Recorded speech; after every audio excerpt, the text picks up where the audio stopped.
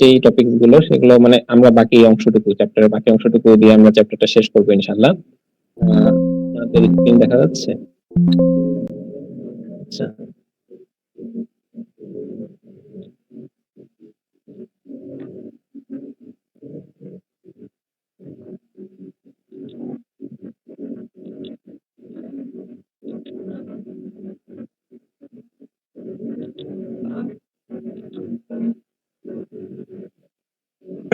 I think দেখা যাচ্ছে screen নাকি? জি স্যার, দেখা যাচ্ছে। আচ্ছা, এই চ্যাপ্টারের বাকি অংশটুকুর ভিতরে আমাদের বলছিলাম যে এই চ্যাপ্টারের নামটা ছিল হলো atomic structure and nuclear physics. এই অ্যাটমিক স্ট্রাকচারের যতটুকু পার্ট, এই অ্যাটমিক স্ট্রাকচার অল্প কিছু আর বাকি পার্ট আছে যেগুলো আপনারা এর আগেও পড়ে এসেছেন, যে হলো মনে করেন একটা অ্যাটমকে কিভাবে সিম্বলাইজ করা হয়। হ্যাঁ, এখানে মনে করেন অ্যাটমটাকে এক্স দিয়ে, এগুলো একেবারেই ক্লাস 7-8 এর পড়া আর কি। হ্যাঁ, অ্যাটমিক এখানে নিচে হলো প্রোটন নাম্বারটা থাকে, উপরে হলো মাস নাম্বারটা থাকে, এবং মাস নাম্বার থেকে প্রোটন নাম্বারটা বিয়োগ করলে নিউট্রন নাম্বার পাওয়া যায়। এইসব ছোটখাটো জিনিসপত্র এখানে প্রথমে জাস্ট ব্রিফ দেওয়া হয়েছে, এবং এরপরে আপনার হলো আমার মনে হয় না এগুলো নিয়ে খুব একটা বলা দরকার আছে, তাই না? এগুলো পারবেন হয়তো একবার দেখলেই। দেন আইসোটোপ, আইসোটোন এবং আইসোবার, এটার সংজ্ঞাগুলো দেওয়া আছে। আইসোটোপ কি? আইসোটোপ হলো যদি মনে করেন কোন সেম ম্যাটেরিয়ালের, এর মনে করেন প্রোটন নাম্বার গুলো সেম, আইসোটোপের পি এখান থেকে আমরা হলো মনে রাখার জন্য মনে রাখি যে হলো আইসোটোপের শেষে প আছে, এই কারণে প্রোটন নাম্বার গুলো সেম হবে। আইসোটোনের ক্ষেত্রে শেষে ন আছে, এই কারণে নিউট্রন নাম্বার গুলো সেম হবে। এবং আইসোবার, এখানে শেষে ভর এরকম উচ্চারণ হয়, আইসোবার, এখানে আমার ভর সংখ্যাগুলো সমান হয়, বা কি মাস নাম্বার গুলো সমান হয়। এইগুলো আমরা সংজ্ঞাগুলো এগুলো আমরা ছোটবেলা থেকে পড়ে আসতেছি, এগুলো সম্পর্কে আই থিঙ্ক কোনো কিছু আর বলার নাই এখানে, তাই না?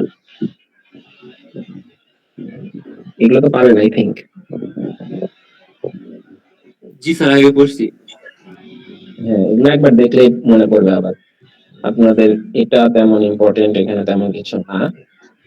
এরপরে যে টপিকসটা nuclear force and nuclear energy, এবং এখানে আপনার হলো নিউক্লিয়ার ফোর্স এর যে পার্টটুকু, এখানে আমাদের হলো নিউক্লিয়ার ফোর্স বলতে আমরা কি বুঝি। আমরা তো এর আগে যেমন এতদিন অ্যাটমিক মডেল গুলোতে দেখে আসলাম কি, যে হলো ইলেকট্রন, প্রোটন, নিউট্রন এই সম্পর্কে ওখানে বিভিন্ন রকমের ধারণা তৈরি করলো, তাই না? এখন ধারণা করার পরে এখন আমাদের হলো আমরা দেখতেছিলাম যে রাদারফোর্ডের অ্যাটমিক মডেলে আমরা দেখলাম যে একেবারে সেন্টার অবস্থায় আমার হলো নিউক্লিয়াসটা থাকে, তাই না? এবং ওইখানে নিউক্লিয়াসের ভিতরে হলো নিউক্লিয়াসটা টোটালটাই হলো পজিটিভলি চার্জ, এবং পজিটিভলি চার্জের ভিতরে এখানে দুই রকমের পার্টিকেল থাকে, একটা হলো প্রোটন এবং একটা নিউট্রন। যেখানে প্রোটনটা হলো পজিটিভলি চার্জ এবং নিউট্রনের কোনো রকমের চার্জ নেই। এখন প্রোটন এবং নিউট্রন এদের আবার আলাদা করে, প্রত্যেকটা যেহেতু পার্টিকেল, তাহলে প্রত্যেকটারই আলাদা করে মাস আছে, তাই না? এখন এই যে পার্টিকেল গুলো এবং হলো তারা মনে করেন একসাথে একটা নির্দিষ্ট জায়গায় কনসেন্ট্রেটেড অবস্থায় আছে, এবং আমরা এখানে একটা কথা বলেছিলাম যে হলো একটা অ্যাটমের মোস্ট অফ দ্য মাস হলো নিউক্লিয়াসের ভিতরে কনসেন্ট্রেটেড অবস্থায় থাকে। এখন আমাদের এই যে মনে করেন একটা খুবই ক্ষুদ্র অংশে আমাদের হলো নিউক্লিয়াসটার ভিতরে দুই রকমের পার্টিকেল আছে, প্রোটন এবং নিউট্রন।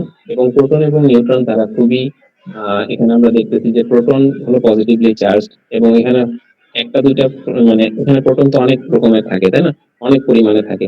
যেমন আমার যদি মনে করেন হলো অক্সিজেন অ্যাটম হয়, অক্সিজেনের হলো আটটা পারমাণবিক সংখ্যা, এবং তার মানে এখানে আমার 8টা প্রোটন থাকে, তাই না? 8টা প্রোটন এখানে থাকতেছে, এবং সবগুলো প্রোটনই কিন্তু পজিটিভলি চার্জ। তাহলে পজিটিভ চার্জ এখানে এত ক্ষুদ্র জায়গায় পজিটিভ চার্জের কোনো কিছু যে আছে, এটা তো আমাদের হলো কুলম্বস ল দিয়ে যদি আমরা বলতে চাই, সেক্ষেত্রে কিন্তু কুলম্বস ল এখানে আমাদের হলো স্যাটিসফাই করে না। আমরা কুলম্বস ল এর একটা লিমিটেশন দেখেছিলাম। কুলম্বস ল এর লিমিটেশনটা কিরকম ছিল? কুলম্বস ল বলতেছিল যে হলো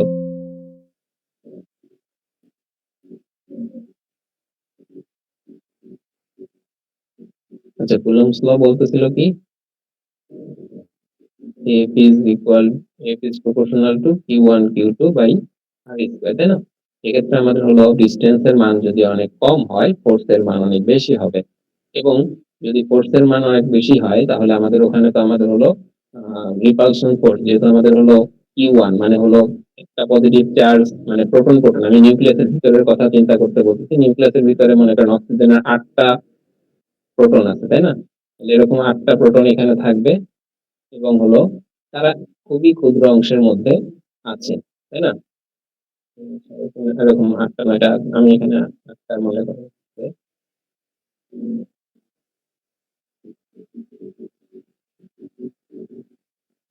আচ্ছা, এই ৮টা অ্যাটম বা ৮টা প্রোটন খুবই ক্ষুদ্র অংশ, খুবই ক্ষুদ্র অংশে আছে।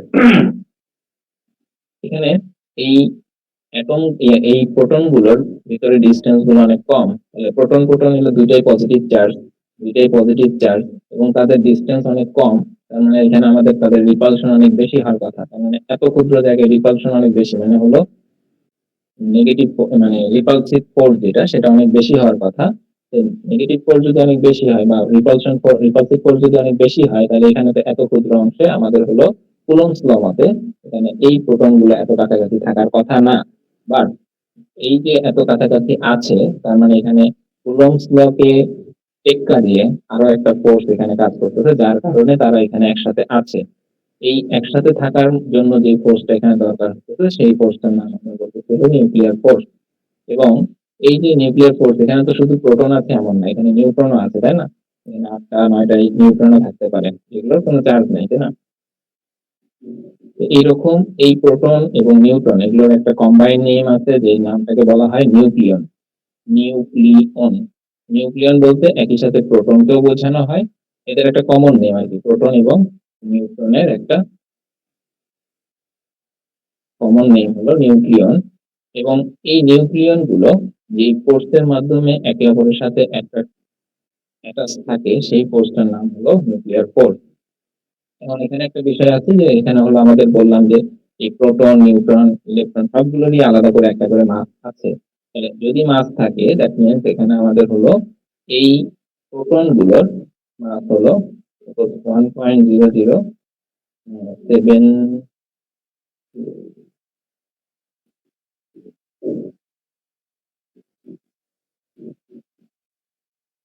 সম্ভবত এরকমই 7 to 7 6 অ্যাটমিক মাস ইউনিট।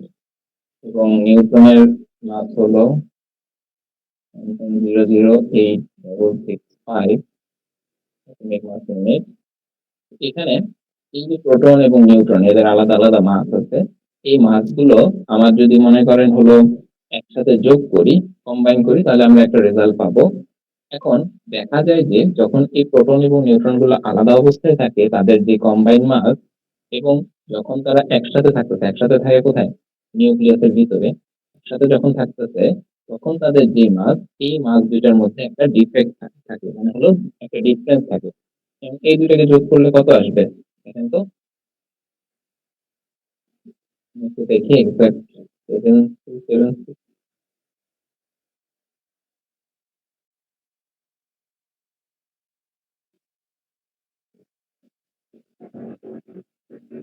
ঠিক আছে, এই দুইটা যোগ করলে আমাদের হলো আসতেছে কত রে?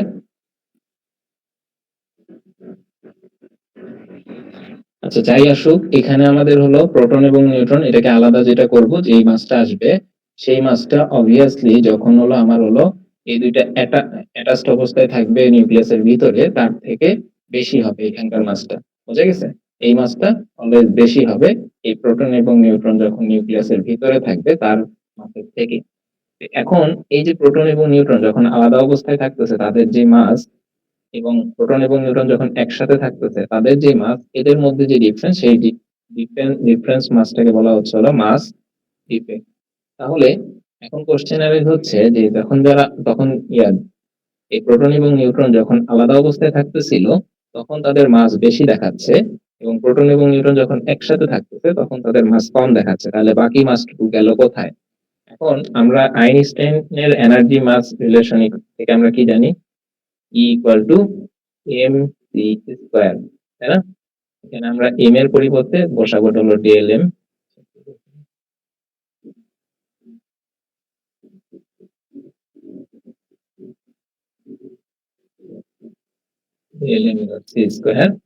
এখানে ডিএলএম বলতে আমাদের হলো মাস যতটুকু ডিফেক্ট হয়েছে, মাস ডিফেক্টকে আমরা ডিএলএম দিয়ে প্রকাশ করতেছি। এখানে আমাদের হলো বললাম যে হলো এই প্রোটন এবং নিউট্রন যখন আলাদা অবস্থায় ছিল তাদের যে মাস, প্রোটন এবং নিউট্রন যখন একসাথে হচ্ছে তাদের মাস হলো কম হয়ে যাচ্ছে। এই যে কম হয়ে যাচ্ছে, মাসটাকে যে হারায় যাচ্ছে, এই হারানো মাসটা এনার্জি আকারে কনভার্ট হয়ে যাচ্ছে। বুঝা যাচ্ছে? তাহলে এনার্জি আকারে কনভার্ট হয়ে যাচ্ছে কতটুকু? এই মাস ডিফেক্টের যেই মাসটুকু হারায় যাচ্ছে, মানে যতটুকু মাস হারায় যাচ্ছে যখন একসাথে হচ্ছে ততটুকু, এগুলো হলো যেহেতু মনে করেন লাইট পার্টিকেল এবং এগুলো সব আলোর দিকে মুভ করে, এখানে আমার হলো সব টোটাল মাসটুকুই তখন এনার্জি আকারে কনভার্ট হয়ে যাচ্ছে।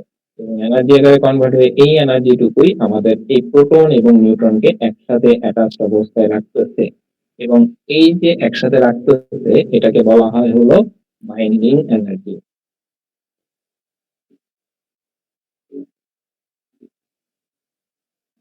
ঠিক আছে? আমি এই পর্যন্ত যা বললাম আপনারা বুঝছেন? জি স্যার।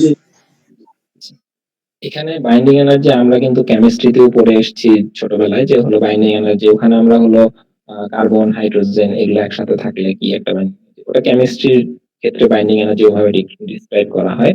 এখানে আমাদের নিউক্লিয়ার ফিজিক্সের ক্ষেত্রে আমাদের বাইন্ডিং এনার্জিটা বলা হয় হলো নিউক্লিয়াসের ভিতরে নিউক্লিয়ন গুলো একসাথে থাকে যে এনার্জি নিয়ে, সেই এনার্জিটাকে বলা হয় হলো নিউক্লিয়ার বাইন্ডিং এনার্জি, বা সংক্ষেপে শুধু বাইন্ডিং এনার্জি। এখানে বাইন্ডিং এনার্জি আমাদের এখানে ইম্পর্টেন্ট, তাহলে বাইন্ডিং এনার্জিটা জানা ইম্পর্টেন্ট।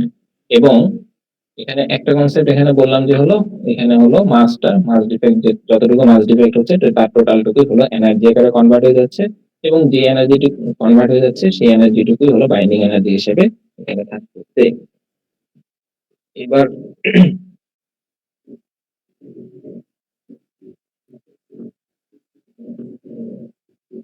আচ্ছা, আমি একটু পিডিএফ এর দিয়ে পড়াই তাহলে একটু সুবিধা হবে। আচ্ছা, এখানে প্রথমে নিউক্লিয়ার ফোর্স এর কথা বলা আছে। নিউক্লিয়ার ফোর্স আমরা বললাম যে হলো যে ফোর্স এর মাধ্যমে প্রোটন নিউট্রন একসাথে থাকে সেই ফোর্সটাকে বলা হচ্ছে নিউক্লিয়ার ফোর্স। এবং নিউক্লিয়ার ফোর্স এর একই সাথে এটা অ্যাট্রাকটিভ নেচারও আছে, রিপালসিভ নেচারও আছে। অ্যাট্রাকটিভ নেচারটা হলো 1 থেকে 2.5 ফেন্টোমিটারের মধ্যে যদি থাকে তখন সেখানে হলো আমার হলো অ্যাট্রাকটিভ নেচারটা থাকে। যেমন হলো আমাদের এই যে একটা নিউক্লিয়াস, এই নিউক্লিয়াসের ভিতরে প্রোটনও থাকবে এবং নিউট্রনও থাকবে। ঠিক আছে? প্রোটনও থাকবে এবং নিউট্রনও থাকবে। এখন এই যে মনে করেন দুইটা প্রোটন, এদের মধ্যে মধ্যে এদের মধ্যবর্তী মনে করেন ডিসটেন্স হলো ওয়ান ওয়ান থেকে ওয়ান থেকে 2.5 ফেমটোমিটার। ফেমটোমিটার মানে কি? 1 ফেমটোমিটার সমান সমান হলো 10⁻⁻15 মিটার। হ্যাঁ, তাহলে এতটুকু মধ্যে যদি থাকে তখন তাদের মধ্যে হলো অ্যাট্রাকটিভ ফোর্স কাজ করে। নিউক্লিয়ার ফোর্সটা তখন হয়ে যাবে হলো অ্যাট্রাকটিভ। নিউক্লিয়ার ফোর্সটা হবে অ্যাট্রাকটিভ। আর যদি 1 ফেমটোমিটারের থেকেও কম হয়, যদি 1 ফেমটোমিটারের থেকেও কম হয় তখন সেখানে নিউক্লিয়ার ফোর্সটা হয়ে যাবে রিপালসিভ। এই কারণেই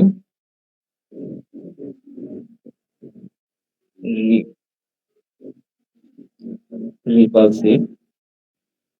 এবং এখান থেকে আপনার হলো বলা হয় যে আমরা কখনোই একে অপরকে মনে করেন টোটালি টাচ করতে পারি না। আমরা যদি হাতের আঙ্গুল দুইটাও একসাথে মনে করেন ইয়ে করি তাহলে আমরা কখনোই একে অপরের সাথে টাচ করতেছি না। এটা হলো ফিজিক্যাল ল্যাঙ্গুয়েজে বলা যায় এই কনসেপ্ট থেকে, যে হলো নিউক্লিয়াস গুলো যতই কাছে থাকুক না কেন এবং কখনোই তারা একে অপরের সাথে একেবারে টাচ করতেছে না, তখন একটু না একটু স্পেস থাকতেছে। কারণ হলো নিউক্লিয়ার ফোর্সটা এখানে এখানে রিপালসিভ ফোর্স কাজ করে 1 সেন্টিমিটারের নিচে গেলে। তো এখানে তার মানে 1 থেকে 2.5 সেন্টিমিটারের ভিতরে যখন থাকতেছে তখন নিউক্লিয়ার ফোর্সটা অ্যাট্রাকটিভ। কিন্তু তার থেকে যদি বেশি হয়, 2.5 সেন্টিমিটার থেকে যদি নিউক্লিয়ার ফোর্সটা মানে দূরত্বটা যদি 2.5 সেন্টিমিটারের থেকে বেশি হয় তখন কি হবে? তখন হলো ওইখানে নিউক্লিয়ার ফোর্সটা উইক হয়ে যাবে। এবং উইক হয়ে যাওয়ার কারণে এখানে আমার তখন হলো প্রোটন বা নিউট্রন এগুলো হলো নিউক্লিয়াস থেকে বের হয়ে যায়। হ্যাঁ, এবং এখানে আমার হলো যে রেডিওঅ্যাক্টিভিটি যে কনসেপ্ট আছে সেই কনসেপ্ট গুলো আসবে এখানে। আমরা এগুলো সামনের চ্যাপ্টারে দেখবো ইনশাআল্লাহ। আজকে আমাদের মূল কনসেপ্ট হলো এই যে এখানে যে প্রোটন নিউট্রন এগুলো আছে এগুলোকে আমরা কমন নেম বলতেছি। কমন নেম গুলো হলো নিউক্লিয়ন। এই নিউক্লিয়ন গুলো যে ফোর্সের মাধ্যমে অ্যাটাচড অবস্থায় থাকে সেই ফোর্সটাকে বলতেছি নিউক্লিয়ার ফোর্স। এবং নিউক্লিয়ার ফোর্সের আমরা এই প্রপার্টি গুলো বললাম। এখানে হলো যে একই সাথে তারা অ্যাট্রাকটিভও থাকে এবং রিপালসিভও থাকে। অ্যাট্রাক্টিভ থাকে কতর মধ্যে 1 থেকে 2.5 সেন্টিমিটারের ভিতরে। এবং এই যে এখানে হলো যে কথাগুলো বললাম সেই কথাগুলো মোটামুটি এখানে বলা আছে। এরপরে আমরা যদি যাই নিউক্লিয়ার এনার্জির ক্ষেত্রে আমরা বললাম হলো যে বাইন্ডিং এনার্জি কনসেপ্টটা। এখানে মাস ডিফেক্টের কথা আমি বলেছি, বাইন্ডিং এনার্জি বলেছি। এখানে এই কার্ভটা একটু ইম্পর্টেন্ট। কার্ভটা কেন ইম্পর্টেন্ট একটু দেখেন।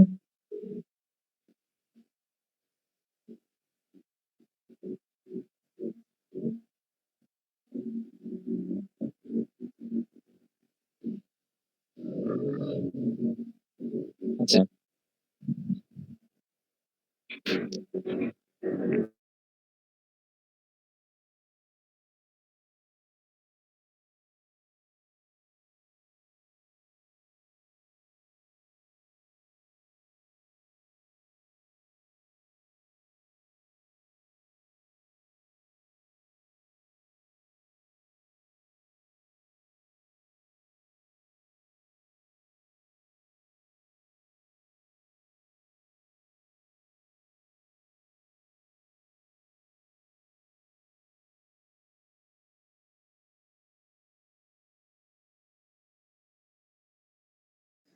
স্যার কি আছেন?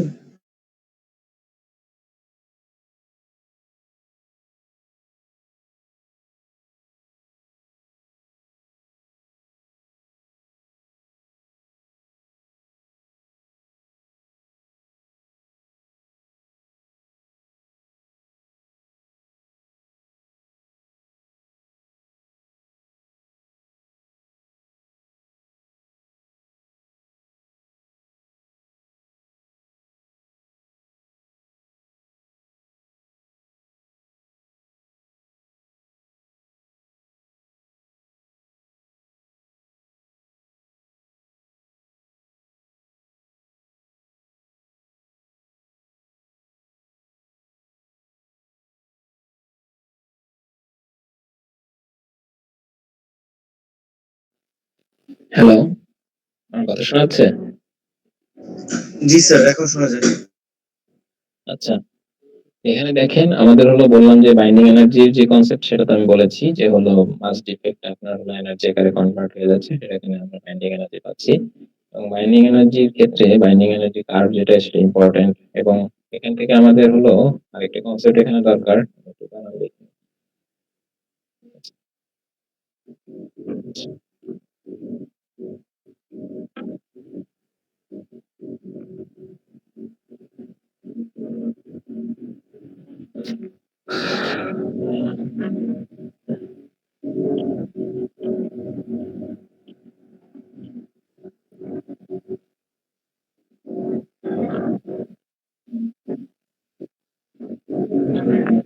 আচ্ছা, এই বাইন্ডিং এনার্জি থেকে আমরা দেখতেছি যে হলো মাস ডিফেক্ট যেটা আসবে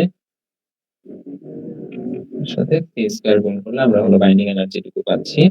এবং আমার এখানে যে কনসেপ্টটা ইম্পর্টেন্ট, বাইন্ডিং এনার্জি পার নিউক্লিয়নটা বেশি ইম্পর্টেন্ট। কেন ইম্পর্টেন্ট আমি বলতেছি। পার নিউক্লিয়ন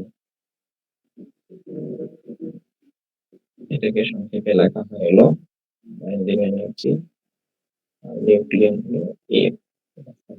করা হবে।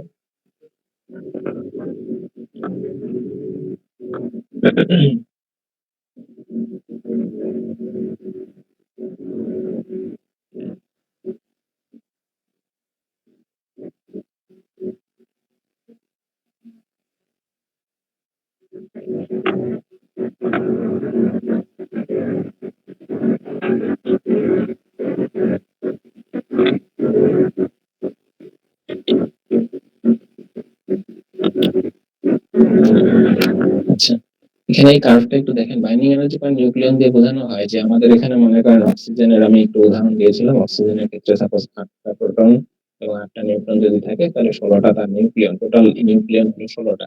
এবং যদি আমি হাইড্রোজেনের কথা চিন্তা করি তাহলে হাইড্রোজেনের হলো এখানে 1 এখানে 1, তাই না? তার নিউক্লিয়ন, টোটাল নিউক্লিয়ন নাম্বার হলো 1। হিলিয়ামের ক্ষেত্রে আমি যদি চিন্তা করি তাহলে টোটাল নিউক্লিয়ন, নিউক্লিয়ন মানে হলো প্রোটন এবং নিউট্রন, এই সবগুলোকেই তো কালেক্টিভলি বলা হয় হলো নিউক্লিয়ার, তাই না? এদের কমন নেম হলো নিউক্লিয়ার। এমনিতে এখানে 2টা প্রোটন আছে এবং 2টা নিউট্রন আছে, দ্যাট মিন্স টোটাল আমার যে ভর সংখ্যা যেটা আছে সেটাই হলো আমার টোটাল নিউক্লিয়নটা এখানে ডিসক্রাইব করতেছে। এখানে আমাদের প্রত্যেকটা এরকম যত আমি অ্যাটম গুলো চেঞ্জ করব প্রত্যেকটা অ্যাটমেরই আমার নিউক্লিয়র নাম্বার চেঞ্জ হবে। এখন যত নিউক্লিয়র নাম্বার চেঞ্জ হবে সেটা হলো আমার বাইন্ডিং এনার্জি ডিফারেন্ট হবে, তাই না?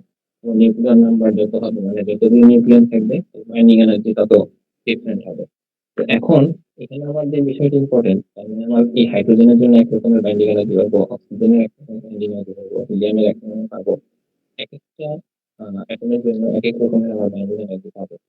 কিন্তু আমার এখানে বাইন্ডিং এনার্জি থেকেও আমার বাইন্ডিং এনার্জি নিউক্লিয়াস দ্যাট হলো প্রত্যেকটা এই যে নিউক্লিয়ন গুলো আমার কি পরিমাণ এনার্জি লাগতেছে এখানে থাকতে একসাথে থাকতে, তো এটা আমার ইম্পর্টেন্ট। এবং এই মান যেটা পাবো সেই মানটা দিয়ে যদি আমি একটা কার্ভ এখানে ড্র করি, যেমন এখানে আমাদের এক্স অ্যাক্সিসে আছে হলো number of nucleon in nucleus এবং ওয়াই অ্যাক্সিসে আছে এভারেজ বাইন্ডিং এনার্জি পার নিউক্লিয়াস। এটা দিয়ে আমি যদি একটা গ্রাফ ড্র করি সেক্ষেত্রে আমার দেখা যায় এখানে আমি যদি একটু জুম করে দেখাতে চাই,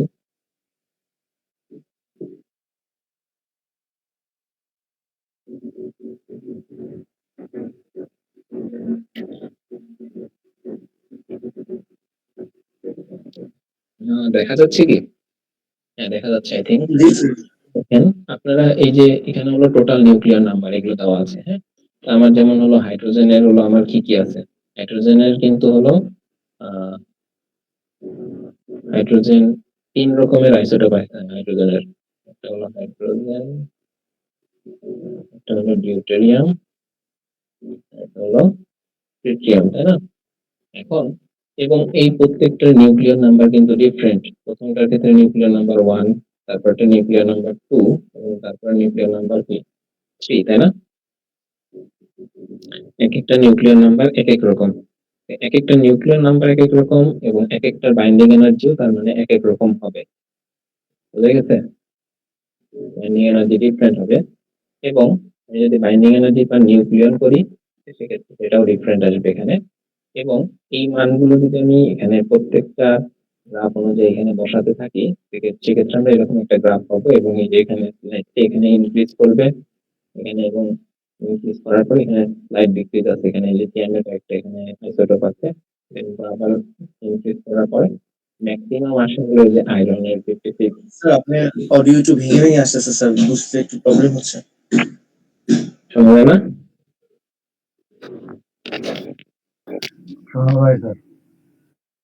হ্যালো, জি স্যার, এখন মেবি ঠিক হচ্ছে।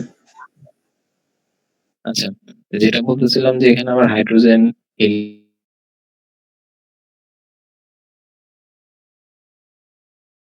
হিলিয়াম সবগুলোরই তো আলাদা আলাদা মনে করেন নিউক্লিয়ার নাম্বার, তাই না? এর নিউক্লিয়ার নাম্বার আলাদা হয়, বাইন্ডিং এনার্জি আলাদা হবে এবং বাইন্ডিং এনার্জি আলাদা হলে নিউক্লিয়ার নাম্বার দিয়ে আমরা তো যখন ভাগ করবো বাইন্ডিং এনার্জি পার নিউক্লিয়ন যেটা ডিফারেন্ট মান পাচ্ছি।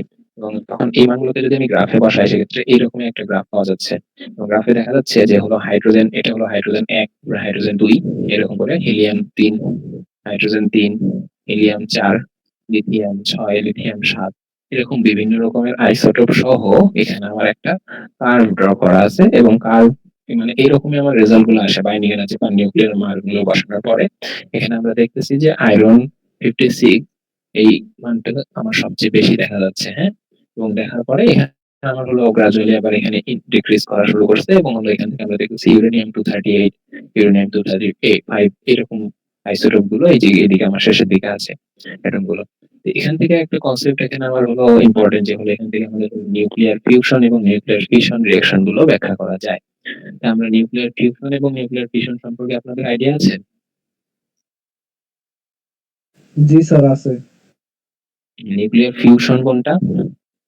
স্যার যেখানে ছোট ছোট নিউক্লিয়াস যুক্ত হয়ে বড় নিউক্লিয়াস তৈরি হবে। হ্যাঁ, তাহলে আমাদের নিউক্লিয়ার ফিউশন এটা আমাদের দেখি আমরা হলো সূর্যের ক্ষেত্রে, তাই না? সূর্যের ভিতরে যে রিঅ্যাকশন গুলো ঘটে সেখানে নিউক্লিয়ার ফিউশন গুলো ঘটে, তাই না? জি স্যার। হ্যাঁ, তো ওখানে আমার হাইড্রোজেনের ক্ষেত্রে আমার দুই রকমের এখানে আইসোটোপ ইউজ হয়। ওখানে কি কি হাইড্রোজেনের আইসোটোপ ইউজ হয় মনে আছে?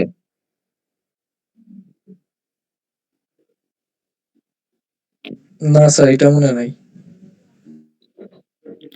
আচ্ছা আমি এখানে একটু আঁকি, দেখেন আমার হলো হাইড্রোজেন আইসোটোপ একটা হলো ডিউটেরিয়াম আর একটা হলো ট্রিটিয়াম। যদি একসাথে অ্যাটাচ হয় সেক্ষেত্রে আমাদের হিলিয়াম একটা নিউক্লিয়াস পাই এবং একটা নিউট্রন পাই, তাই না? এবং কিছু এনার্জি পাবো এখানে। তো এখানে আমাদের দেখেন দুইটা ছোট নিউক্লিয়াস, দুইটা ছোট অ্যাটম এখানে যুক্ত হয়ে একটা বড় নিউক্লিয়াস তৈরি করলো, তাই না? দুইটা ছোট নিউক্লিয়াস যুক্ত হয়ে একটা বড় নিউক্লিয়াস তৈরি করলো এবং এখানে একটা এনার্জি সে রিলিজ করতেছে। তো এখানে এনার্জিটা অলমোস্ট 17.6 মেগা ইলেকট্রোভোল্টের মতো। এখানে দেখেন, আর ইউরেনিয়ামের ক্ষেত্রে কি হয়, এটা হলো ফিউশন রিঅ্যাকশন, তাই না? আমরা আগে রিঅ্যাকশন গুলো লিখে নেই।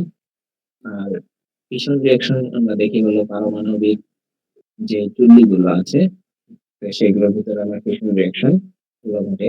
তো সেখানে ফিউশন রিঅ্যাকশনের ক্ষেত্রে আমরা যদি বলি, এখানে আমরা হলো ইউরেনিয়াম 235 এটা ইউজ করা হয়। এখানে যদি একটা নিউট্রন এসে হিট করে, সেক্ষেত্রে নিউট্রন এসে হিট করলে এখানে আমাদের আরো এই পার্টিকেলটা ছোট ছোট হয়ে যাবে, তাই না? তো ছোট ছোট হয়ে ছোট নিউক্লিয়াস এখানে আবার হলো বেরিয়াম এবং ক্রিপ্টন, এই দুইটাতে বেরিয়ামের এখানে নিউক্লিয়াস হলো 56.141 এবং ক্রিপ্টন কত হলো 36 এটা হলো 93 এবং এছাড়াও আরো 3টা নিউট্রন এখানে রিলিজ হয় এবং এখানে একটা এনার্জি রিলিজ করে। হ্যাঁ, এটা হলো ফিউশন রিঅ্যাকশন এবং ফিশন রিঅ্যাকশন। এবং এখান থেকে আমাদের দেখা যায় যে হলো দুইটা ছোট নিউক্লিয়াস যখন যোগ হচ্ছে তখন একটা বড় নিউক্লিয়াস গঠন করতেছে এবং হিউজ অ্যামাউন্ট অফ এনার্জি সেখানে রিলিজ করতেছে।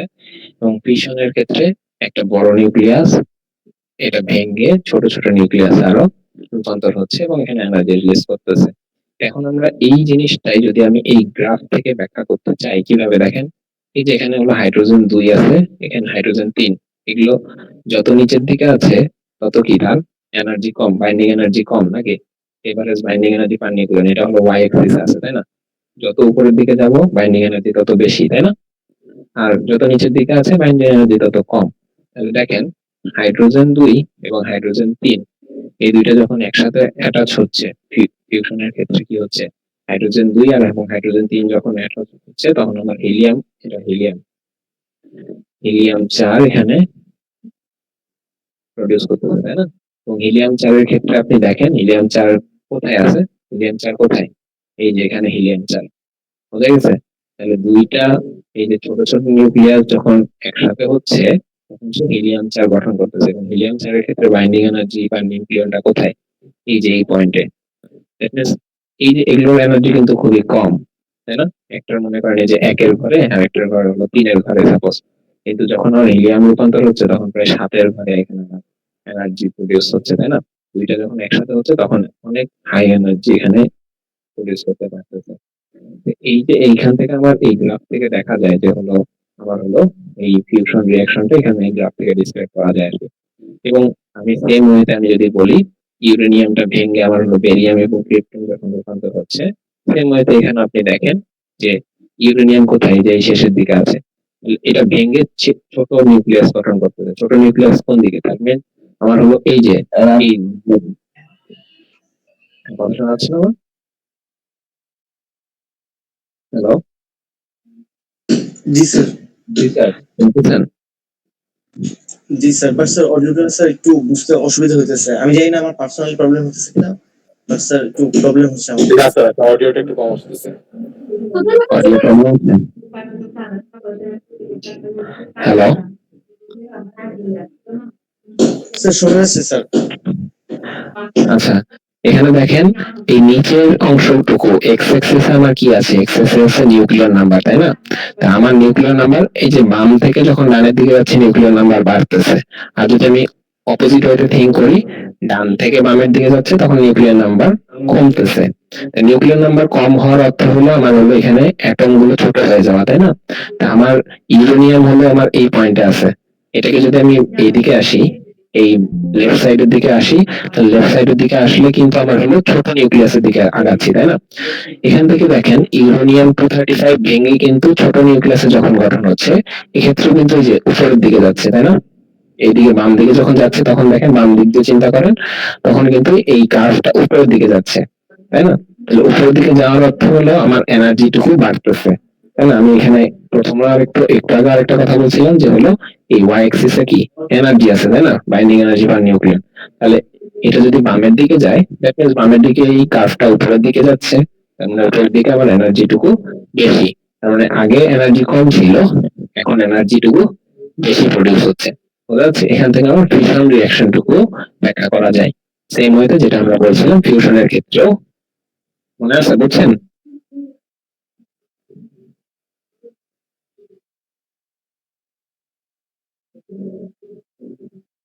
কোনো রেসপন্স নাই? স্যার আসি স্যার। বুঝছেন নাকি?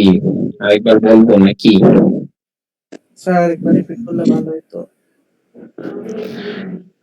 আচ্ছা, আমি ফিউশনটা আরেকবার বলতেছি, ফিশনটা আরেকবার বলতেছি। দেখেন ফিউশনের ক্ষেত্রে কি হয়, দুইটা ছোট নিউক্লিয়াস যখন একসাথে হচ্ছে তখন একটা বড় নিউক্লিয়াস গঠন করতেছে। এবং আমরা দেখেন ছোট নিউক্লিয়াস মানে হাইড্রোজেন, হাইড্রোজেন এটা হলো ছোট নিউক্লিয়াস, যেখানে আমরা হলো ডিউটেরিয়াম, হাইড্রোজেনের দুইটা আইসোটোপ, একটা হলো ডিউটেরিয়াম আর একটা হলো ট্রিটিয়াম, এই দুইটা অ্যাড করে আমরা হিলিয়াম পাচ্ছিলাম। তাহলে হাইড্রোজেন এবং ডিউটেরিয়াম এবং ট্রিটিয়াম এগুলো হলো কি নিউক্লিয়ার নাম্বার কম, তাই না? এই জন্য এখানে কমের দিকে আছে, ছোটের দিকে নিচে। কিন্তু যখন হিলিয়াম হচ্ছে তার তো নিউক্লিয়ার নাম্বার বেশি, তার মানে নিউক্লিয়ার নাম্বার হিলিয়াম যখন যাচ্ছে তখন এই যে ডানের দিকে যাচ্ছে। ডানের দিকে গেলে হিলিয়াম যখন যাচ্ছে, হিলিয়ামের ক্ষেত্রে আমরা দেখতেছি হিলিয়ামের বাইন্ডিং এনার্জি বা নিউক্লিয়ার কোথায়, একেবারে এই পয়েন্টে। কিন্তু আমার ডিউটেরিয়াম এবং ট্রিটিয়ামের জন্য আমার এনার্জি গুলো ছিল নিচের দিকে। তার মানে যখন হিলিয়ামের সাথে রূপান্তর হয়ে যাচ্ছে তখন সে হিউজ অ্যামাউন্ট অফ এনার্জি সে প্রডিউস করতেছে, অনেক এনার্জি বেড়ে যাচ্ছে, তাই না? এই যে অনেক এনার্জি বেড়ে যাচ্ছে, এটা আমার হলো ফিউশন রিঅ্যাকশন এর ডিসক্রিপশন। হ্যাঁ, এবং সেম ওয়েতে আমরা যদি ফিশন রিঅ্যাকশন ডিসক্রাইব করতে চাই, তখন আমরা হলো ফিশনের ক্ষেত্রে কি হয়, ফিশনের ক্ষেত্রে হয় হলো ফিশনের ক্ষেত্রে হয় একটা বড় নিউক্লিয়াস ভেঙে ছোট ছোট নিউক্লিয়াসে রূপান্তর হয়, তাই না? এবং সেখানে এনার্জি রিলিজ করে। এই জিনিসটা আমি ডিসক্রাইব করতে পারছি এই গ্রাফ দিয়ে। এখানে আমার হলো এটা বড় নিউক্লিয়াস ইউরেনিয়াম, এটা ভেঙে যাবে ছোট ছোট নিউক্লিয়াসে রূপান্তর হবে। ছোট নিউক্লিয়াসে রূপান্তর হওয়ার অর্থ কি? নিউক্লিয়ার নাম্বার কমে যাওয়া। দ্যাট মিনস নিউক্লিয়ার নাম্বার কম দিকে, কম কম কোন দিকে? এই যে ডান থেকে বামের দিকে আসলে, তাই না? এইদিকে যখন আসবে, তো যদি এরকম হয় তার মানে আমি যদি এইদিকে যাই, দেখেন এখানেও কিন্তু আমার কাজটা যদি আমি ডান থেকে বামের দিকে যাই তখন কিন্তু কাজটা উপরের দিকে উঠতেছে, তাই না? তাহলে কাজটা উপরের দিকে ওঠার অর্থ কি? এখানে আমার হলো এনার্জিটুকু বাড়তেছে। বুঝা যাচ্ছে? জি স্যার। তাহলে এনার্জি বাড়তেছে, দ্যাট মিন আমি যখন বড় নিউক্লিয়াস ভেঙে ছোট নিউক্লিয়াসে রূপান্তর হচ্ছে তখন আমার এখানে এনার্জি পাচ্ছি, এক্সট্রা এনার্জি পাচ্ছি আরো। সেম ওয়েতে যেমন আমরা এখানে আমরা হলো হাইড্রোজেন এবং সরি ডিউটেরিয়াম এবং ট্রিটিয়াম যখন একসাথে হয়ে হিলিয়াম পেলাম তখন অনেক এনার্জিটুকু বেড়ে গেল, উপরে উঠে গেছে এনার্জি। সেম ওয়েতে ইউরেনিয়াম ভেঙে যখন ছোট নিউক্লিয়াস গুলো রূপান্তর হচ্ছে তখন আমার এখানে উপরের দিকে এনার্জিটুকু এনার্জি আমরা গেইন করতেছি, হ্যাঁ, এনার্জি পাচ্ছি। বোঝা যাচ্ছে? জি জি স্যার স্যার। হচ্ছে। মানে এই গ্রাফ থেকে আমার হলো বাইন্ডিং এনার্জি বা নিউক্লিয়নের গ্রাফ থেকে আহ, আমরা কি ডিসক্রাইব করতে পারি ফিউশন এবং ফিশন রিঅ্যাকশন, এই জিনিসটা ইম্পর্টেন্ট, হ্যাঁ এখানে। আহ, এবং এখানে ম্যাথ গুলো ইম্পর্টেন্ট, একটু আমি এখানে দেখাই। আমার এখানে সবকিছুই এনার্জি আকারে ডিসক্রাইব করা হবে, যে আমি একটা সূত্রটা লিখেছিলাম, binding energy equal to mass divide into c square mc square equal to mc square, যে সূত্রটা সেটা এখানে দেওয়া আছে, হ্যাঁ। এখানে আমার হলো বাইন্ডিং এনার্জি গুলোকে আমার হলো কিলো জুল পার মল, এটা যদি আমার এসআই ইউনিটে লেখে এটাও কেমন ইয়া, অথবা আমার মেগা ইলেকট্রন পার নিউক্লিয়ন এইভাবে লেখা যায়। আমরা এখানে একটু দেখবো যে হলো আমাদের হলো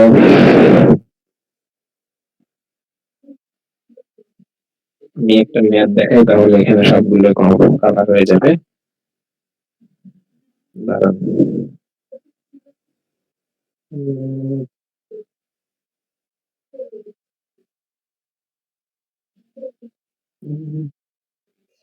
স্যার ম্যাথের ক্ষেত্রে কি এখানে সব ইনফরমেশন দেওয়া থাকবে নাকি কোনো কিছু মুখস্থ করা লাগবে ইনফরমেশন? অলমোস্ট সব ইনফরমেশনই দেওয়া থাকবে আপনার এখানে। হ্যাঁ, তো আমি আপনাদের এই যে 2 নাম্বার ম্যাথটা একটু দেখাই। 2 নাম্বার ম্যাথটা দেখলে হয়তো মোটামুটি সবগুলো বোঝার কথা। হ্যাঁ, তো এখানে আমার এখানে বলছে যে find the mass defect, the binding energy and the binding energy for nuclear for helium nucleus. Helium নিউক্লিয়াসের জন্য আমার কি কি বের করতে বলছে? প্রথমে বলছে মাস ডিফেক্ট বের করতে, তারপর বলছে বাইন্ডিং এনার্জি বের করতে এবং বাইন্ডিং এনার্জি পার নিউক্লিয়ার এইটা বের করতে বলছে, এবং express the mass defect in atomic mass unit এটাতে প্রকাশ করতে বলছে, এবং বাইন্ডিং এনার্জিটাকে বলছে হলো মেগা ইলেকট্রোভোল্ট এবং জুল ইউনিট। দ্যাট মিনস আমরা প্রথমে যে জিনিসটা মাস ডিফেক্ট বের করবো এটাকে আমরা প্রকাশ করতে বলছি অ্যাটমিক মাস ইউনিটে, এবং আমরা যে বাইন্ডিং এনার্জি বের করতেছি এটাকে আমরা তিনটা ফরম্যাটে বের করতে বলছি, মেগা ইলেকট্রোভোল্ট এবং জুল। এই তিনটা জিনিসে আমাদের এখানে মাস অফ প্রোটন দেওয়া আছে এবং মাস অফ নিউট্রন দেওয়া আছে এবং অ্যাটমিক মাস ইউনিট দেওয়া আছে। এখানে একটু জিনিস দেখেন, মাস ডিফেক্টের ক্ষেত্রে আমি ওই জিনিসটা তো লিখি নাই, এখানে আমি একটু আরেকবার লিখে দিচ্ছি। মাস ডিফেক্ট বললাম কি যে হলো ডেল এম, এটাকে মাস ডিফেক্ট দিয়ে প্রকাশ করা হয়, তাই না? মাস ডিফেক্ট আমরা বলেছিলাম, মাস ডিফেক্ট কি বলেছিলাম, প্রোটনের মাস যেটা এবং নিউট্রনের মাস, এটা ইন্ডিভিজুয়াল যে মাস, হ্যাঁ ইন্ডিভিজুয়াল যে মাস এবং এদের কালেকটিভ যে মাস, তাদের মধ্যে যে ডিফারেন্স, তাই না? তাদের মধ্যে যে ডিফারেন্স, দ্যাট মিন্স প্রোটন, একটা অ্যাটমের ভিতরে প্রোটন তো অনেকগুলো থাকতে পারে, নিউট্রন অনেকগুলো থাকতে পারে। যেমন অক্সিজেনের ক্ষেত্রে 8টা প্রোটন আছে, 8টা নিউট্রন আছে। তাহলে এই যে 8টা প্রোটন 8টা নিউট্রন, এগুলোকে আমরা হলো কি দিয়ে প্রকাশ করি মনে আছে? এই যেটা হলো যদি একটা অ্যাটম হয় তাহলে জেড হলো তার প্রোটন নাম্বার এবং এ হলো তার টোটাল মাস নাম্বার, তাই না? এবং নিউট্রন নাম্বার আমরা হলো, নিউট্রন হলো কি এ মাইনাস জেড, তাই না? এতটুকু তো জানেন আই থিঙ্ক, জি তাই স্যার। না? আচ্ছা, এটাকে আমরা জেড দিয়ে প্রকাশ করি। তার মানে আমাদের এখানে ইনিশিয়াল অবস্থায় যদি একটা প্রোটনের মাস হলো যা হয় 8টা প্রোটনের মাস, তার মানে 8 দিয়ে গুণ হবে, তাই না? সিমিলার ওয়েতে একটা নিউট্রনের মাস, সরি, একটা নিউট্রনের মাস এবং এখানে আমার যদি 8টা নিউট্রন থাকে বা যে কয়টা নিউট্রন থাকুক সে কয়টা নিউট্রনের দিয়ে যদি আমি গুণ করি তাহলে হলো এখানে টোটাল, মানে যে কয়টা নিউট্রন আছে তার টোটাল মাসটা আমরা পাবো। এর থেকে আমরা এখানে যে প্রোটন এবং নিউট্রন একসাথে থাকা, অর্থাৎ মিন্স হলো ভর সংখ্যা, তাই না?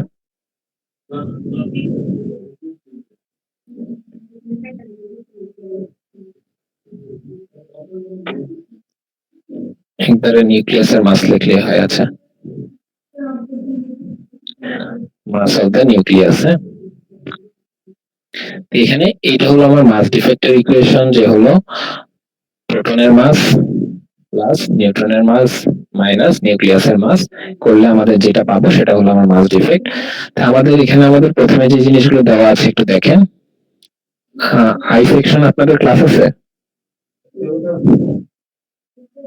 স্যার 11টায় শুরু আর কি, এখনো আচ্ছা। জানেন। আচ্ছা, একটু সময় লাগতে পারে, 3-4 মিনিট বেশি, একটু দেখেন। তো আমাদের এখানে প্রথমে যে জিনিসটা দেওয়া আছে এখানে আমাদের হলো হিলিয়াম নিউক্লিয়াসের জন্য মাস ডিফেক্টটা প্রথমে বের করতে হবে। তাহলে হিলিয়াম নিউক্লিয়াসের ক্ষেত্রে আমরা কি জানি? হিলিয়াম নিউক্লিয়াসের ক্ষেত্রে এর 2টা প্রোটন থাকে এবং 2টা নিউট্রন থাকে, তাই না? প্রোটন থাকে কয়টা? 2টা, নিউট্রন থাকে 2টা, তাই না? তাহলে হিলিয়াম নিউক্লিয়াসের জন্য আমরা মাস ডিফেক্ট যদি বের করতে চাই তাহলে আমার এখানে প্রোটন 2টা, দ্যাট মিন্স 2 ইনটু প্রোটনের মাস। প্রোটনের মাস হলো যে আমরা বলেছিলাম একটু 1.00726 প্রবাবলি, এবং এখানে নিউট্রন আছে 2টা, তাহলে 2 ইনটু, এগুলো ব্র্যাকেটে দিবেন, 2 ইনটু 1.008665, এটা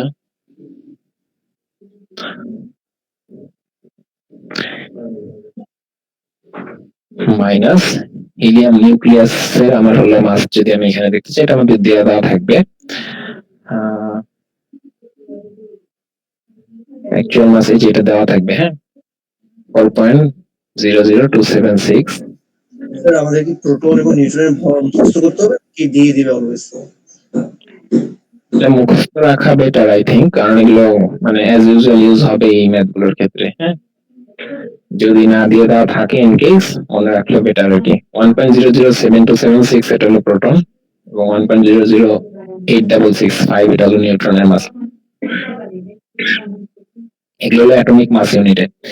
তো আমরা যদি এটা যোগ বিয়োগ করি, যে যোগ বিয়োগ করলে আমার এখানে করে দেওয়া আছে ম্যাথটা, আমি এখানে দেখাই। মাস ডিফেক্ট এখানে আমার হলো আলটিমেটলি আসতেছে হলো 0.02914 atomic mass unit. Atomic mass unit এটা আমার হলো মাস ডিফেক্টের। আমার প্রথমে যে কোশ্চেনটা ছিল express the mass defect in mass atomic mass unit, এই প্রথম মাস ডিফেক্ট আমরা অ্যাটমিক মাস ইউনিটে প্রকাশ করা হয়ে গেল। এবং অ্যাটমিক মাস ইউনিট থেকে আমরা এটাকে যদি কেজিতে প্রকাশ করতে চাই সেটাও আমরা পারবো। তো সেটা করতে গেলে আমাদের 1.66 ইন্টু 10⁻⁻27 কেজি এটা গুণ করতে হবে। এটা উপরে করে দেওয়া আছে, অবশ্য আপনারা একটু দেখলে পাবেন এই যে কনভার্ট মাস ডিফেক্ট ইন্টু কেজি। এটা অ্যাটমিক মাস ইউনিট সমান এই যে 1.6606 ইন্টু 10⁻⁻27 কেজি। বোঝা গেছে? তো এই জিনিসগুলো একটু উপরে দেখলেই পারবেন আই থিঙ্ক, এখানে খুব কঠিন কিছু নাই। এই যে মাস ডিফেক্টটাকে তারা হলো কেজিতে রূপান্তর করেছে। এবং এখানে যে এই জিনিসটা ইম্পর্টেন্ট, এখানে দেখেন পরে হলো আমার হলো এখানে 1 অ্যাটমিক মাস ইউনিট সমান হলো 931 মেগা ইলেকট্রোভোল্ট। তাহলে আমরা যে মাস ডিফেক্টটা পেলাম সেটা পেয়েছি হলো 0.02914 অ্যাটমিক মাস ইউনিট। তাহলে আমাদের তো বাইন্ডিং এনার্জি বের করতে হবে, তাই না? তাহলে বাইন্ডিং এনার্জি সমান হলো আমরা জানি হলো mc স্কয়ার, তাই তো? একটু আগে লিখেছিলাম না বাইন্ডিং এনার্জি সমান কি del m into c square, তাই নয় কি? জি স্যার। আচ্ছা, এখানে কিন্তু আমার হলো সি স্কয়ার লেখা নাই, এখানে 931 লেখা আছে কেন? হ্যাঁ, এই জিনিসটা একটু দেখেন কিভাবে এই 931টা আসলো।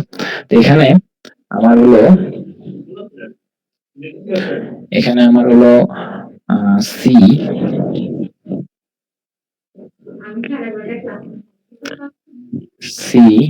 এর আমরা মান জানি কি 3 ইন্টু 10 টু দি পাওয়ার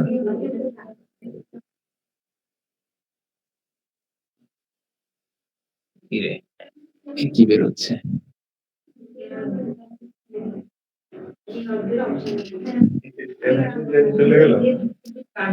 বুঝলাম না।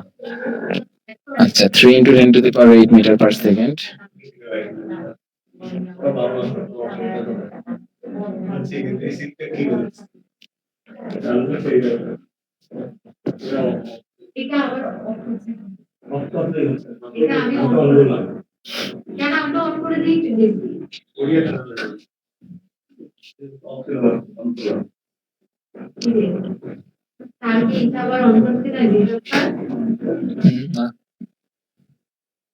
অন ছিল তো তখন।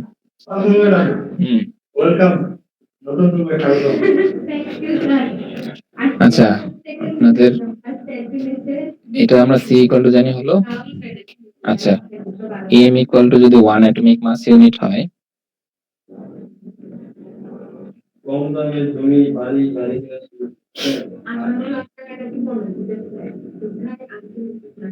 তাহলে ই ইকুয়াল টু আমরা লিখতে পারি এমসি স্কয়ার। এখানে 931 কিভাবে আসছে এটা আমরা দেখাচ্ছি আর কি। হ্যাঁ, এটা পরীক্ষায় আসার জন্য ইম্পর্টেন্ট না তো, তাও আমরা দেখে রাখেন। এম হলো 1 ইন্টু সি মানে হলো 3 into 10 to the power 8 square. 1 atomic mass সমান এটা 1 অ্যাটমিক মাস, এটাকে আমরা যদি কেজিতে লিখি 1.66 ইন্টু 10 টু দি পাওয়ার -27 6606 হবে এত কেজি। তাহলে এখানে আমার হলো যদি বসাই, এটা আমি একটু 1.6606 into 10 to the power -27, এটা যদি আমি ক্যালকুলেশন করি এখানে আমার অলমোস্ট আসবে হলো 1.494 into 10 to the power -10 joule. হ্যাঁ, আমার এটা এসআই ইউনিটে সবকিছু বসিয়েছে, এবং জুল থাকলে সেটাকে আমরা ইলেকট্রো ভোল্টে আমরা কনভার্ট করতে পারি। সেটা হলো এটা 1.494 into 10 to the power -10, এটাকে যদি আমরা 1.6 into 10 to the power -19 দিয়ে ভাগ করি, সেক্ষেত্রে আমরা ইলেকট্রো ভোল্টে পাবো। ইলেকট্রো ভোল্টে এটা আসে হলো 9. sorry 31 into 10 to the power 8 probably electronvolt, এবং এটাকে যদি আমি মেগা ইলেকট্রোভোল্টে কনভার্ট করতে চাই সেক্ষেত্রে আসবে কি, মেগা মানে হলো 10 to the power 6 দিয়ে আমার ভাগ করতে হবে। 10 to the power 6 দিয়ে ভাগ করলে কি এখানে 10 to the power 2 থাকে, এবং এটাকে 10 to the power 2 9.31 এর সাথে গুণ করলে 931 মেগা ইলেকট্রোভোল্ট। এটা এরপরে 5 ওয়াস একটা, আমার 931.5 এরকম আসে আমার হলো এত মেগা ইলেকট্রোভোল্ট। হ্যাঁ, তো আমার এনার্জি এটাকে আমরা হলো যদি এইভাবে প্রকাশ করি, এনার্জি 1 অ্যাটমিক মাস ইউনিটের জন্য যে এনার্জি আসে সেটা হলো 931.5 মেগা ইলেকট্রোভোল্ট। হ্যাঁ, আমরা কিন্তু এটা 1 অ্যাটমিক মাস ইউনিটের জন্য কি পরিমাণ এনার্জি আসে সেটা আমরা দেখলাম, এবং এই জিনিসটাই আমাদের এখানে দেওয়া আছে যে হলো এই যে আমার হলো এখানে আমার অ্যাটমিক মাস ইউনিট দেওয়া আছে 0.02914 এত অ্যাটমিক মাস ইউনিট। তাহলে 1 অ্যাটমিক মাস ইউনিটের জন্য যদি 931 হয় তাহলে 0.02914 অ্যাটমিক মাস ইউনিটের জন্য কত হবে, তার সাথে গুণ হবে, জাস্ট নরমাল বেসিক কনসেপ্ট, তাই না? আই থিংক বুঝছেন নাকি? জি স্যার। জি স্যার। আচ্ছা, এখানে 931 গুণ করলে আমাদের এত 931 মেগা ইলেকট্রোভোল্ট আমরা গুণ করেছি, তাহলে মেগা ইলেকট্রোভোল্ট আমরা পেলাম। তাহলে মেগা ইলেকট্রোভোল্ট আমাদের উপরে কোশ্চেনটা ছিল মেগা ইলেকট্রোভোল্টে প্রকাশ করতে, ইলেকট্রোভোল্টে প্রকাশ করতে এবং জুলে প্রকাশ করতে। তাহলে মেগা থেকে ইলেকট্রোভোল্টে করতে গেলে 10 to the power 6 দিয়ে গুণ করতে হবে, তাহলে ইলেকট্রোভোল্টে পাবো। আর ইলেকট্রোভোল্ট থেকে যদি আমি জুল, হ্যাঁ স্যার এই যে বাইন্ডিং এনার্জি এটা কি ডিএলএম ইনটু সি স্কয়ার না? হ্যাঁ, সি স্কয়ারের পরিবর্তে আমরা কেন 931 লিখতেছি এটাই তো বললাম। এখানে মূলত হলো 931 মেগা ইলেকট্রোভোল্ট পার সি স্কয়ার, এরকম আর কি একটা ভ্যালু। হ্যাঁ, তা আমার হলো 931 কেন কিভাবে পেলাম এটাই তো বললাম যে 1 অ্যাটমিক মাস ইউনিটের জন্য আমার এনার্জিটা আসে হলো 931.5 মেগা ইলেকট্রোভোল্ট। বোঝা গেছে? জি স্যার। তাহলে আমার এখানে আমরা অ্যাটমিক মাস ইউনিট পেলাম কত, মাস ডিফেক্ট 0.02914 অ্যাটমিক মাস ইউনিট। তাহলে 1 অ্যাটমিক মাস ইউনিটের জন্য আমার হলো এনার্জি এত 0.02914 এত অ্যাটমিক মাস ইউনিটের জন্য এনার্জি কত হবে, জাস্ট নরমাল বেসিক ঐকিক নিয়ম, তাই না? তাহলে এটা আমি যদি ইলেকট্রোভোল্ট এবং ইলেকট্রোভোল্টকে আমি যদি জুলে কনভার্ট করতে চাই, দ্যাট মিন্স 1.6 × 10⁻⁻19 জুল, মানে এটা গুণ করতে হবে আর কি, জাস্ট করলে আমরা এখানে জুলে এককটা পাবো। এবং এখানে আরেকটা লাস্টে চেয়েছে হলো বাইন্ডিং এনার্জি পার নিউক্লিয়ন। তাহলে নিউক্লিয়ন হলো আমার এখানে টোটাল হিলিয়ামের জন্য টোটাল নিউক্লিয়ন কয়টা থাকে, 4টা, তাই না? এই যে হিলিয়াম নিউক্লিয়াসের ক্ষেত্রে আমরা দেখিয়েছিলাম যে হলো হিলিয়াম নিউক্লিয়াসের ক্ষেত্রে কই দেখালাম যে এই যে হিলিয়াম নিউক্লিয়াসে টোটাল নিউক্লিয়ন থাকে 4টা, টোটাল নিউক্লিয়ন 4টা, তার মানে 4 দিয়ে এই যে বাইন্ডিং এনার্জিটাকে ভাগ, জাস্ট বুঝে গেছে?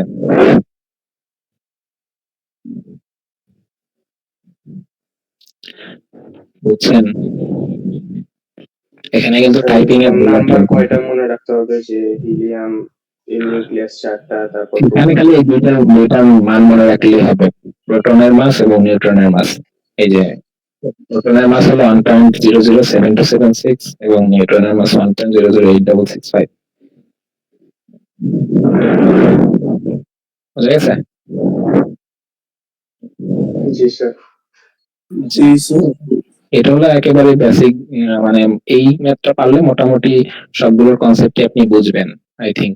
এই জন্য আমি এখানে এটা আর করলাম না। আর এখানে একটু আছে যে হলো প্রথম যে ম্যাথটা আমরা এই যে দেখিয়েছিলাম যে বোরের অ্যাটমিক মডেল থেকে আমরা হলো বোরের পোস্টুলেটস দেখেছিলাম যে ওখানে আমার হলো অ্যাঙ্গুলার মোমেন্টাম L = NH/2 পাই।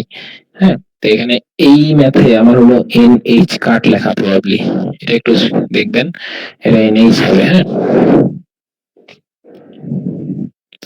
NH/2 পাই, এই জিনিসগুলো একটু খেয়াল করবেন। আর এখানে বেশ কয়েকটা প্র্যাকটিস প্রবলেম দেওয়া আছে, আর বাকি ম্যাথগুলো আই থিংক এই টাইপেরই সব। হ্যাঁ, আপনারা যদি একটু মাথা কাটান, খুব একটা কঠিন কিছু না এখানে, আপনারা জাস্ট এই ম্যাথগুলো এই প্র্যাকটিস করতে থাকুন। হ্যাঁ, স্যার এই টাইপের স্যার ফাইনালি কি স্যার ম্যাথের কোনো অ্যাসাইনমেন্ট দেওয়া হবে নাকি শেষ হবে? এখন অ্যাসাইনমেন্ট দিলে যদি আপনাদের সুবিধা হয় তাহলে আমি দেব। না থাক স্যার, আমরা স্যার প্র্যাকটিস করে নিব স্যার নিজে থেকে। আচ্ছা, এখন অ্যাসাইনমেন্টের কথা মনে করলেন, ভালো করছেন। আপনারা বেশ কয়েকজন অ্যাসাইনমেন্ট দেন নাই। আই সেকশন আপনারা অনেকে অ্যাসাইনমেন্ট দেন নাই হার্ড কপি, এবং সেকশনের তাকবির দেন নাই। এখন দেখেন আপনারা আবার এই কাজও করছেন যে বিএলসি তে আপলোড দিয়ে রাখছেন কিন্তু হার্ড কপি নাই। এটা কি অন্যজনের পিডিএফ মেরে দিচ্ছেন নাকি? স্যার, হ্যাঁ বলেন স্যার। এই বাইন্ডিং এনার্জি ডিভাইডেড ওই যে নিউক্লিয়ার যে নাম্বারটা আছে না, টোটাল নাম্বার, ম্যাক্স নাম্বার, ওইটাতে আমি একটু আটকে গেলাম হুট করে। এই যে কেন টোটাল আটকে ডিভাইডেড গেলেন? দিয়ে দিছে, ওইখানে বাইন্ডিং এনার্জির মানটা কই থেকে আসলো? এটা কেমন যেন এটা একটু ভুল হচ্ছে এখানে, এই যে 27 এখানে একটা দশমিক হবে। হ্যাঁ, এই তাহলে ঠিক আছে। এই যে উপরে যে মেগা ইলেকট্রোভোল্ট আছে না, এখানে একটা ভুল লেখছে আর কি। আপনি যে ইলেকট্রোভোল্ট এখানে চিন্তা করলেও দেখতে হবে এখানে, এখানে পরে যায় ঠিক করতে হবে। মেগাভোল্ট ডিভাইডেড 4 দিতে হবে, তাই না? হ্যাঁ হ্যাঁ, ঠিক আছে, ঠিক আছে স্যার। স্যার আসলে স্যার আমাদের আই সেকশনের যে বিষয়টা স্যার, আমরা তো স্যার বেশিরভাগই স্যার পরীক্ষার সময় জমা দিছি স্যার, তো কে দিছে কে দেয় নাই স্যার, মানে স্যার এটা আমরা কি স্যার রিলেট করতে পারতেছি না। তো স্যার আমাদেরকে যদি একটা লিস্ট দিতেন যে এদের এদেরটা পাওয়া গেছে, তাহলে কাদেরটা পাওয়া যায় না স্যার, আমরা তাদের সাথে কথা বলে তাদেরটা সাবমিট করাইতাম আর কি। আমি একটু পরে গ্রুপে নাম ধরে লিখে দিব না। আচ্ছা স্যার, এটা স্যার ভালো হয় স্যার। কিন্তু কারণ কথা হলো যে পরীক্ষার পরে তো 2 দিন আপনারা ক্লাসে আসছেন, এই 2 দিন আপনারা দিতে পারেন নাই, এটা তো পরীক্ষার আগে দেওয়ার কথা। এটাই হলো কথা। তো নিজ দায়িত্বে তো দেওয়া উচিত ছিল, এটা তো বলার মতো কিছু না আবার নতুন করে, তাই না? জি স্যার। আচ্ছা, তো এখানে ম্যাথ গুলো করতে থাকেন, যদি কারো প্রবলেম হয় আপনারা বলিয়েন। আর আই সেকশনের আপনাদের তো ক্লাস আছে, আপনারা লিভ নিতে পারেন। আর এই সেকশনে যারা আছেন আপনারা একটু অ্যাটেন্ডেন্সটা দেন। হ্যাঁ, আসসালামু আলাইকুম স্যার। আমরা কারা? স্যার আইডিয়া হচ্ছে আমি স্যার আই সেকশনে ঢুকছিলাম।